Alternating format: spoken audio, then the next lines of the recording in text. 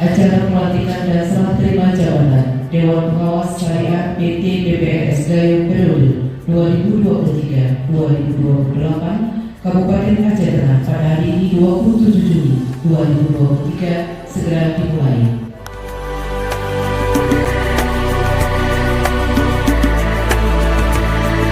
Dengan mengucapkan Bismillahirrahmanirrahim, kami, penjabat Bupati Aceh Tengah, secara resmi melantik saudara dalam jabatan sebagai Ketua dan Anggota Dewan Pengawas Syariah PT BPRS Gayo Kabupaten Aceh Tengah periode 2023-2028.